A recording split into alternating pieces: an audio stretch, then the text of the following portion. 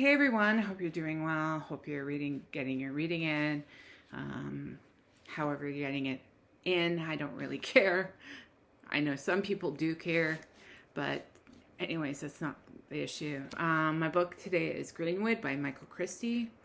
I'll give you the synopsis and then I'll give you my review. It's 2038 and Jacinda Jake Greenwood is a storyteller and an overqualified tour guide babysitting ultra-rich eco-tourists in one of the world's last remaining forests.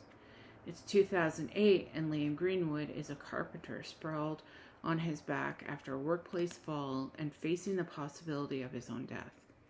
It's 1974 and Willow Greenwood is just out of jail for one of her environmental protests. Attempts at atonement for the sins of her father's once vast and rapacious timber empire. It's 1934 and Everett Greenwood is a Depression-era drifter who saves an abandoned infant only to find himself tangled up in the web of a crime, secrets, and betrayal that will cling to his family for decades. And throughout there are trees, a steady, silent pulse thrumming beneath Christie's effortless sentences, working as a guiding metaphor for withering, weathering, and survival. I really enjoyed this book. I thought it was really well done. I gave it a 4.75. I think simply because I had read it rather recently. I read it last fall. And I just felt that it was something that I could, I don't know, I could really, I felt like there was a bit of time between readings. I would have enjoyed it more. I think there was about a year to a year and a half after Greenwood, between my first and second readings of Greenwood. So, that being said, I really did like this book. I really quite enjoyed it. And it does have a very high rating on Goodreads. What I liked about it was, I think,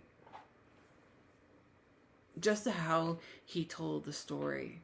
And for me, the character that I connected with the most was Everett.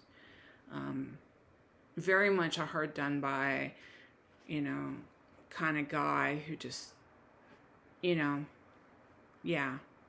didn't have any luck in the world. And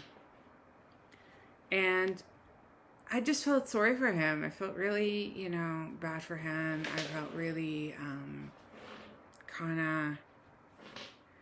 I just felt bad for him. I felt like he got the short end of the stick so many times in the story, and I really felt connected with him. I'd recommend, if anybody were to read this, I would recommend anyone who likes probably historical fiction, people who like sort of also who like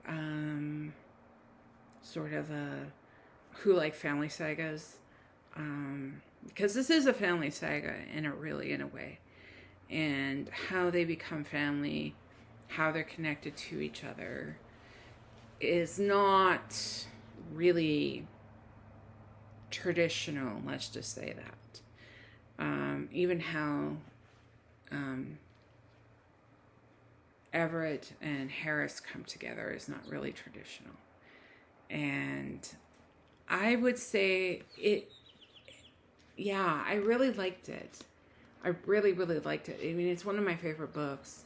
It still is. It's just the readings were too close together. That I felt that it was probably too soon to read it again. I probably needed another year before reading it again. So who knows when I'll read it again. Hopefully I won't read it too soon. I did really enjoy it. It was very different. It's a very different type of book, because you know how sometimes stories tend to go forwards. Well, this one starts out in the near future and then goes backwards, and then there's a middle, and then it goes back to the future again, to the near future. And it's a really intriguing book. It is a rather long book. It's about 500 pages. Of actual reading material, there's about, I would say about 490. So it's quite a big book. It would take you quite a while, but it is an intriguing book. And the biggest sections are the 1934 sections, because you're following Everett around, and also Harris to a degree, which is Harris's brother, quote unquote. I will say that. That's all I'll say. Anyways, that was Greenwood by Michael Christie. I hope you pick it up. I'm sure you can find it at any good book retailer, or even they can probably find a copy for you and bring it in if you order it. That was Greenwood by Michael Christie, and happy reading.